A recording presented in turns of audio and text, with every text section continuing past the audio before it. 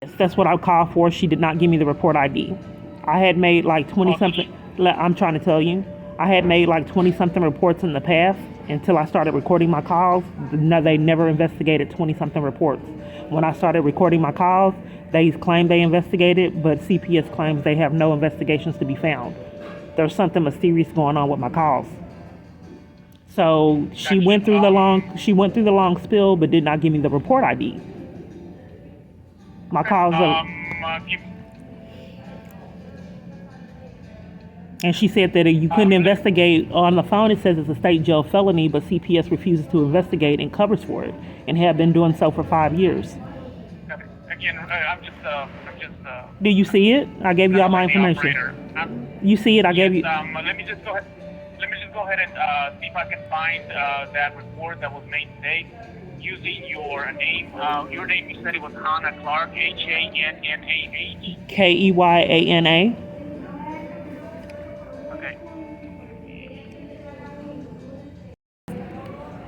It's gonna be 782-05244. Why would she not give me that ID? I'm not sure, ma'am. I always give the report ID. And then I do have to give you the first name of the person. Isn't it like unusual for 5 years for them not to report crimes that you say are crimes over on the recording? For them not to be able to help? And then when James Hastings made false statements to the family court, I called when it was active. Then he disappeared. Oh, remember, I'm just an operator. I know that on my phone it's very odd for years. They can't interrupt me, won't let me give evidence, won't let me incriminate. It's just really odd. But I'm just trying to gather information, if possible. Gotcha. So I have your report ID. I'm trying to gather information. I keep getting cut off. It's the oddest thing.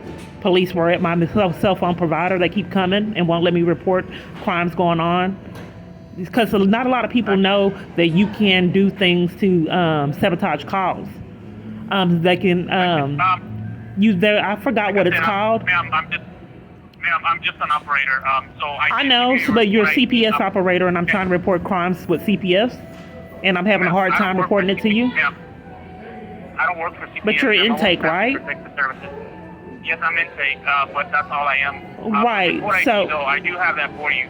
Right, but she said that it won't be investigated, and I think that maybe she has integrity issues because it hasn't been investigated for 5 years, and I'm trying to interrupt that. If it says on your recording that it's criminal, and if someone makes false statements, it could jeopardize a child custody agreement, or they can, and no one has investigated it. That's what your recording stated, and you're saying something different than your recording. Ma'am, I haven't said anything. I'm sorry, you didn't say anything, but the other representative did. Your recording states that it's a state jail felony to make false statements to CPS, and doing so can cause the child custody agreement to be changed. But nothing has been done for 5 years, and I keep getting cut off. And that same pattern, they're just stuck in the same chaos for year after year. Yeah, I'm sorry that that's happening to you, ma'am. But again, your report ID is 782. So are they going to investigate it? Because she said it wouldn't get investigated. Why would CPS not investigate something that's a state jail felony? How are people going to get their state? How are people going to? This is where you do the reports. Your recording said that it's a state jail felony. Your recording said that. How do people get the state jail felony if you want to investigate?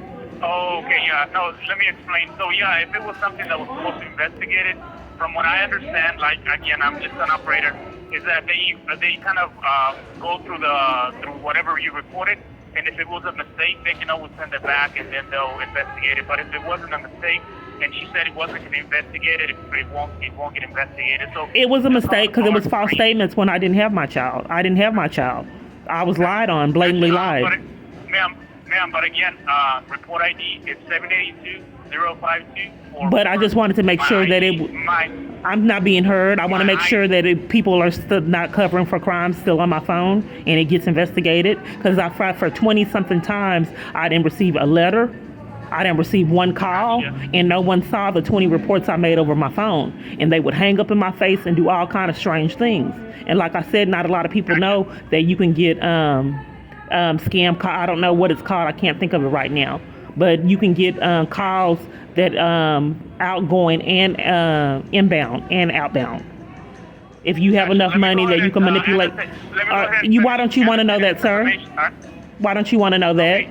Because not a lot of people know that calls can be manipulated, and you can talk to con artists for years. Ma'am, thank you for calling. I have to hang up now. You have to hang up. Are you sure that this is CPS? Because I don't understand why people keep covering for crimes. Thank you for taking the time to participate in our survey. You will now be asked a few short questions about the call you. What's going on? But all I know is that you don't call 5 years, and almost everybody you're talking to is covering for crimes all over the United States. That's how I knew something was wrong. And you don't go to your provider and the police show up and tell the location you're at to give you a criminal trespass. Have the police department deny investigation, and then they tell you the location that you're at, your cell phone provider to deny investigation too. Something is amiss.